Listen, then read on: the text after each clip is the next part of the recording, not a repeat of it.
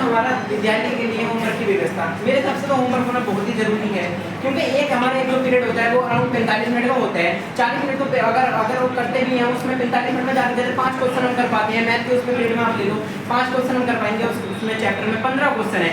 अब बाकी के जो 5-10 क्वेश्चन है वो कब करेंगे, वो अगले दिन तो थोड़ी ना छोड़ेंगे। अब सर ने अगर हमें 5 क्वेश्चन समझाए दिए हैं तो हम उनको सोच सोच के अगले दिन जब हम घर पे जाएंगे, सर ने बोला 10 ये क्वेश्चन अपने घर से करके लाओ। अब घर पे हम बैठे हुए हैं, कोई काम नहीं है हमें, हम उस कल की बात को सोच सोच के, सर की बात को सोच सोच के बाकी 10 क्वेश्चन भी तो कर सकते हैं।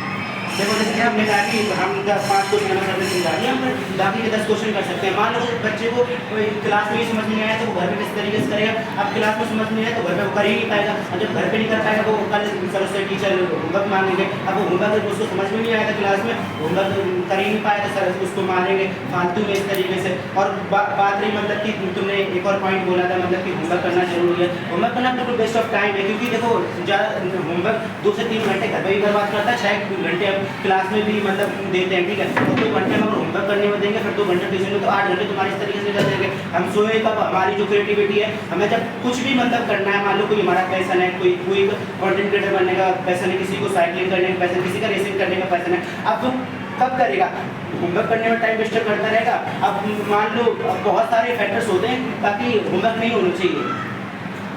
जैसे कि मेरे सहपाठी ने भी कहा कि 6 घंटे स्कूल में रहते हैं, बाकी 2 घंटे घर पे पढ़ाई करो और 2 घंटे ट्यूशन। शायद मेरे सहपाठी को होमवर्क की जरूरत है क्योंकि उनका मैथ कमजोर होता जा रहा है। 6 घंटे और 2 घंटे और 2 घंटे कितने घंटे होते हैं हमारे 10 घंटे, और बाकी जब 8 घंटे पढ़े हमारे कितने 6 से अब आकर 2 घंटे से जाते हैं बाकी ट्यूशन में जोड़ा ही नहीं मैंने। मेरे सहपाठी आपको हमारे बीच में बोलना नहीं है, हमारे सहपाठी ने भी बताया कि हमारे पास 6 घंटे स्कूल में वेस्ट हो जाते हैं। अब 6 घंटे से 2 बजे हम स्कूल में जाते हैं, फिर 2 से 4 तक हम अपना होमवर्क करते हैं, अब 4 से 6 तक अपना हम ट्यूशन कर आते हैं, और बाकी जो 6 से 8 घंटे 6 बजे से 10 बजे तक वो क्या है, वो हमारे सोने के लिए ही है।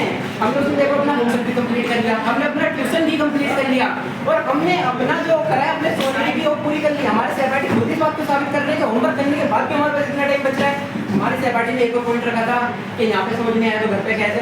शायद आप सबके पास एक यंत्र होगा, उसे कहते हैं मोबाइल। अगर यहाँ पे समझ नहीं आया, जैसे हमारे एक आशीष सर हमारे स्कूल में, वो हमारे लिए वीडियो बनाते हैं। अब हम उस वीडियो को उठा के जो हमें क्लास में समझ नहीं आया हम घर पे समझ सकते हैं और अपना होमवर्क भी कंप्लीट कर सकते हैं। इससे तो हमारे 2 फायदे, एक तो हमारा होमवर्क भी कंप्लीट हुआ और एक हमारा दूसरा जो चैप्टर हमने स्कूल में ध्यान से नहीं सुना था वो भी दोबारा ध्यान से सुना। अब हमें ये भी नहीं है कि सर से दोबारा पूछा, उसको रिपीट करो, वीडियो को डिवाइस को देखो, अपना उससे अपना होमवर्क कंप्लीट करो। जैसे कि तुमने कहा कि होमवर्क करने के लिए यंत्र होता है मोबाइल, उससे होमवर्क कर सकते हैं। इंडिया में अभी भी मतलब जो है इंडिया में 70% बच्चे के पास मोबाइल नहीं है, गाँव में